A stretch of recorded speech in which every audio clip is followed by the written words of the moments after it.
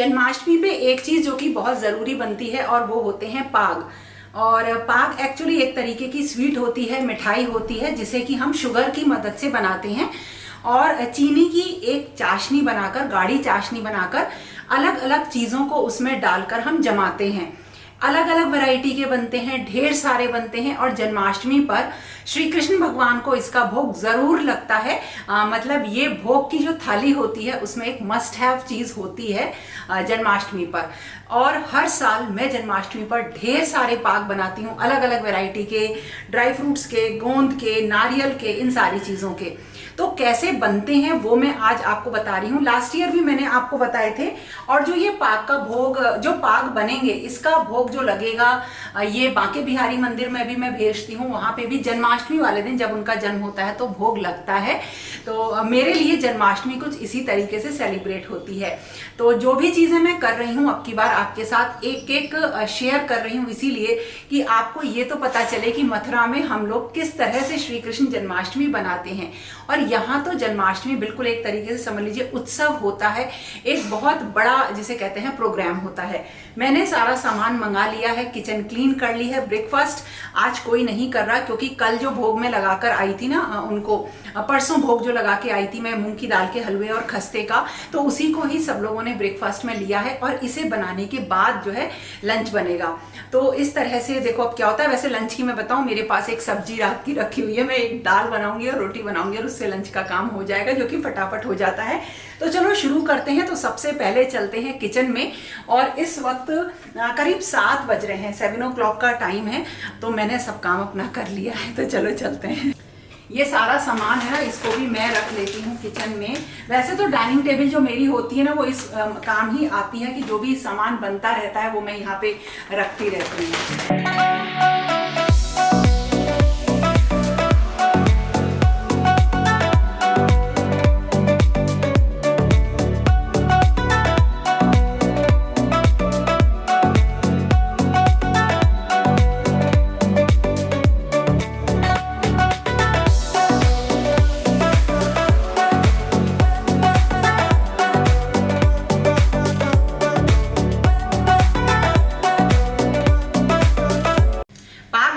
सबसे पहले हमें चाशनी बनानी होती है।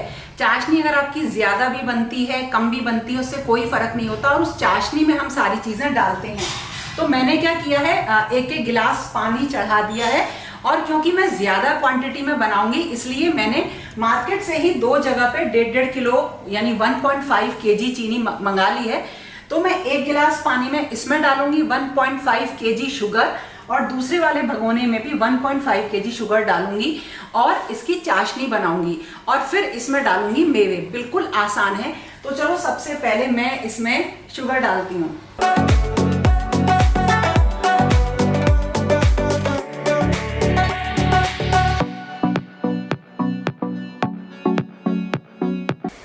जब कभी भी किचन में भारी काम होता है ना बहुत ज्यादा, तो मेरी गंदगी ज्यादा ना फैले ना किचन में, तो प्लेटफॉर्म पे जरूर कुछ ना कुछ बिछा लेती हूँ। क्योंकि कभी कभी बिल्कुल गर्म सामान हम रख देते हैं, काट रहे हैं कुछ भी चीज, तो इस तरह से मेरी किचन ना साफ बनी रहती है।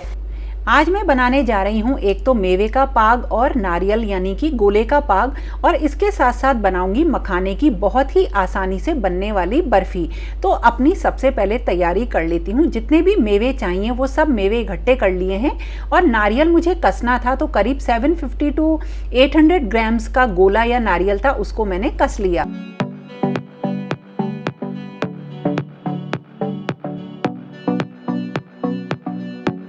अब जो मेवे हमने निकाल के रखे थे, काजू बादाम वगैरह, उन सबको फ्राई कर लेंगे। और कितनी क्वांटिटी में वो हमें यूज करने हैं वो मैं आपको बताऊंगी। तो पहले थोड़ा सा घी डाल लेती हूँ और मेवों को करती हूँ फ्राई।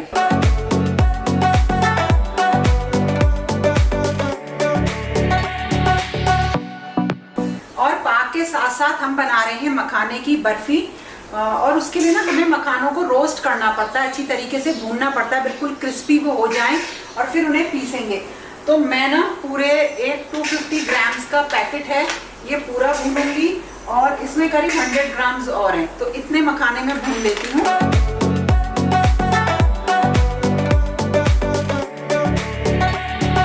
तो सारे जितने भी ड्राई फ्रूट्स होते हैं सिवाय गोले को छोड़ के सारे जो हैं पहले पाग बनाने से पहले सारे हमें फ्राई कर लेने हैं, रोस्ट कर लेने हैं। तो उसके बाद जितनी चीज़ें चाहिए वो बना लेते हैं और फिर बनाने में टाइम नहीं लगता। बस चाशनी का अंदाजा होना चाहिए। चाशनी अभी पक रही है मेरी, गाढ़ी चाशनी इसकी होनी चाहिए।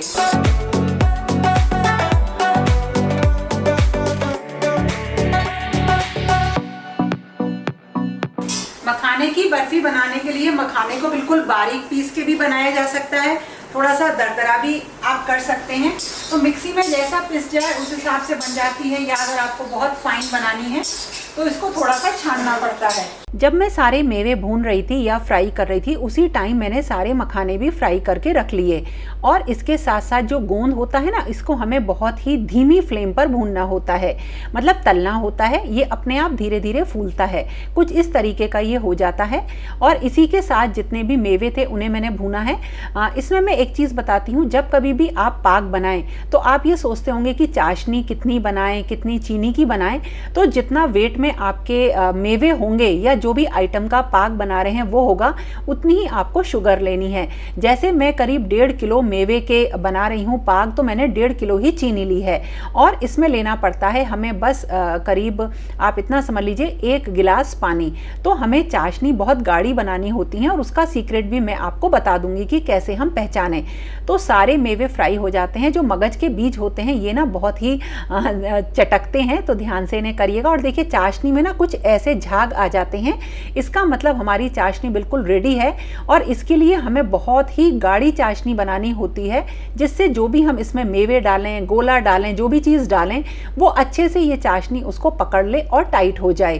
तो मैंने जैसे ही चाशनी तैयार हुई उसमें कसा हुआ गोला डाल दिया है। और ये 1.5 किलो वाले अंदाज से करीब 800 ग्राम्स जो है गोला होगा। और इसे धीरे धीरे हमें चलाना है चाशनी में डालने के बाद, यही एक सीक्रेट है।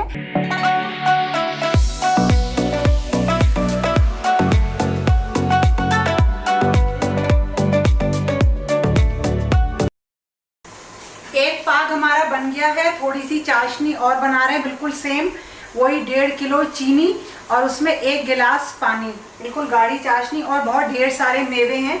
और मैं अगर सारे मेवे आपको बताऊं टोटल कितने हैं, टोटल मेवे बैठेंगे करीब 1.5 किलो।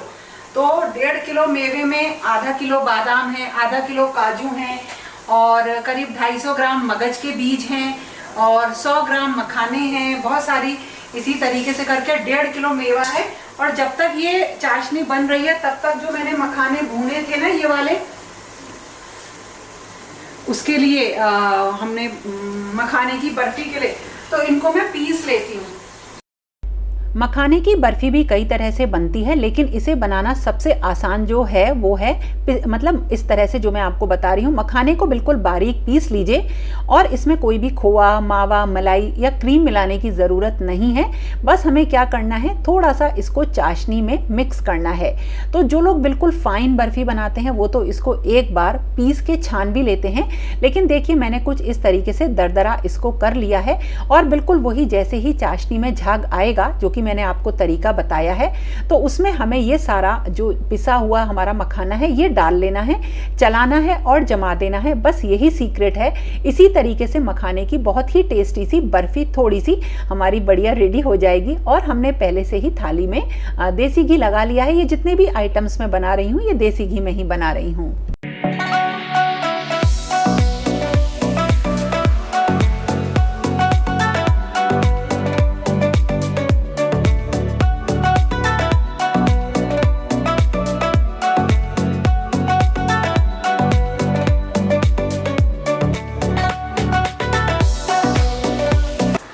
जितने भी मेवे थे वो सारे फ्राई हो गए हैं, कट गए हैं और गोंद भी मैंने अच्छी तरीके से भून लिया है।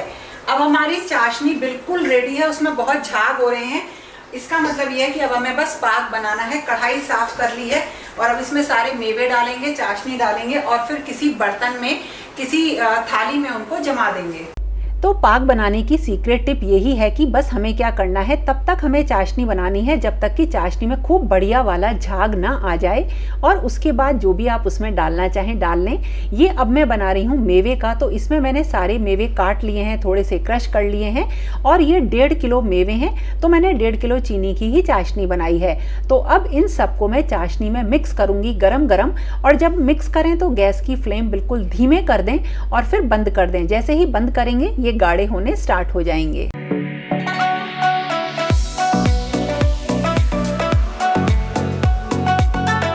और हाँ, जब भी आप कुछ भी चाशनी में डालें कोई भी आइटम, तो उसको 2 से 3 मिनट तक अच्छी तरीके से चाशनी में लपेट लीजिए, तभी उसमें चाशनी हर तरह से अच्छी तरीके से मिक्स हो जाएगी। तो ये स्टेप बिल्कुल भी मत भूलिएगा, और रेडी हो जाएंगे आपके बहुत ही टेस्टी और आसानी से बनने वाले जन्माष्टमी के स्पेशल पाग।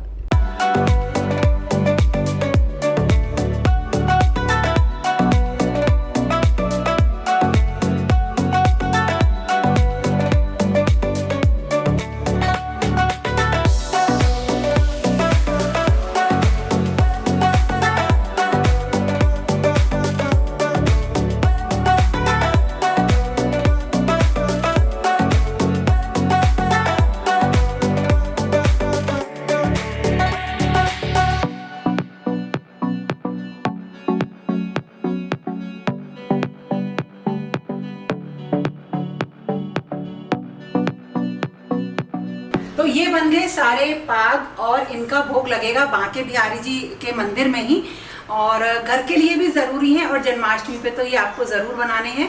बस इसमें जो ध्यान रखना है वो ध्यान रखना है चाशनी की कंसिस्टेंसी का। जब तक चाशनी को चलाते चलाते उसमें झाग ना आए तब तक उसमें आप कोई भी आइटम, जैसे जो भी चीज़ें आप डाल रहे हो, चाहे नारियल, चाहे गोला, चाहे मेवे या जो भी मखाना, वो तब तक ना डालें, और डालने के बाद उसे लगातार चलाते रहें। वो अपने आप आपको दिखाई देगा कि ये जम गया है। तो एक ऐसी चीज़ जो कई दिनों तक रखने पे खराब नहीं होती है, तो एक बहुत ही बढ़िया रेसिपी है, और सबसे बड़ी बात जन्माष्टमी पे इसे बनाना ही रहता है।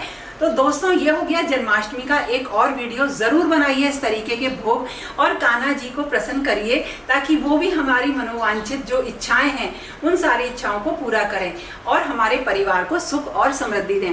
तो दोस्तों, फिर मिलेंगे। और हाँ, अगर ये वीडियो पसंद आता है तो लाइक ज़रूर करिएगा, कॉमेंट करिएगा, और फिर मिलेंगे एक नए और इंटरेस्टिंग वीडियो के साथ। तब तक के लिए okay friends, thank you and bye bye.